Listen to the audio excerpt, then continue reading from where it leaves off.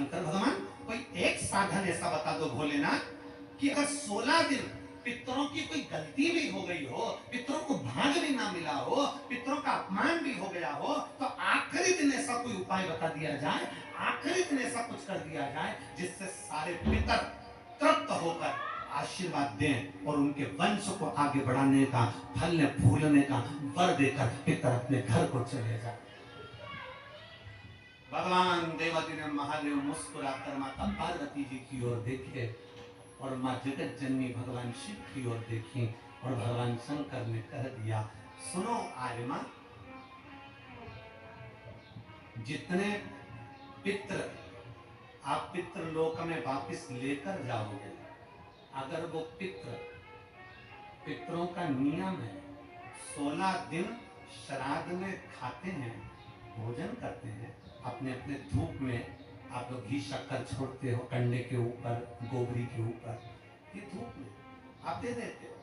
गाय के रूप में, कुत्ता के रूप में, पक्षी के रूप में दे देते हो। तो भगवान शंकर ने कहा,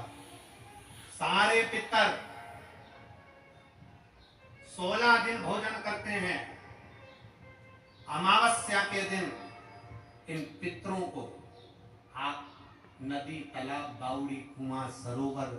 जो पानी का स्थान हो, कोई नदी हो, कोई तालाब हो, कोई बावड़ी हो, कोई कुआं हो, कोई सरोवर हो, ये सारे पितर वहां पानी पीने के लिए आते हैं। जल पीने के लिए पितर पहुंचेंगे, अपने गांव में जो नदी है, तालाब है, बावड़ी है, कुआं है, हैंडपंप है, हाथसी है, जो है उसके पास में ये जल पीने के लिए पहुंचेंगे। तो सुनो आर्यमा स्वामी, अगर संसार में रहने वाला मनुष्य पितृपक्ष की अमावस्या को, पितृ मोक्ष अमावस्या को, जो कि कल 2 अक्टूबर की है, पितृपक्ष की अमावस्या, पितृमोक्ष अमावस्या जो कि कल 2 अक्टूबर की है,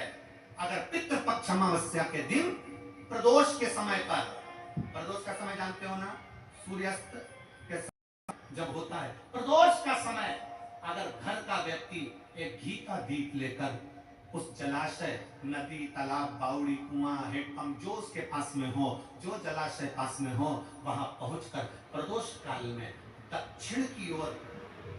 दिया जो लगेगा उसमें बत्ती लंबी लगेगी, गोल बत्ती नहीं। कौन सी बत्ती? लंबी बत्ती। लंबी बत्ती जानते हो सब लोग?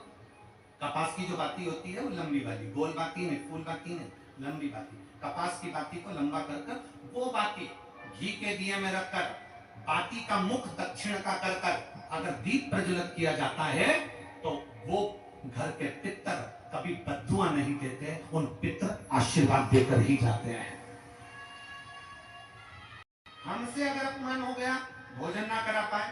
भाग ना दे पाए, कुछ तकलीफ हो गई, कोई कष्ट आ गया, हम हमारे पूर्वजों को नहीं पूछ पाए, तो पितृ मोक्ष अमावस्या के दिन, मतलब कल 2 अक्टूबर को शाम के समय प्रदोष काल में, अपने पास में जो नदी हो, अपने पास में जो बावड़ी हो, अपने पास में जो कुआं हो, अपने पास में जो हापसी हो, अपने पास में जो हो तुम्हारे नजदीक में, और अगर कुआं, बावड़ी, हापसी, तालाब कुछ भी नहीं हो, तो पीपल का पेड़ या बट का पेड़,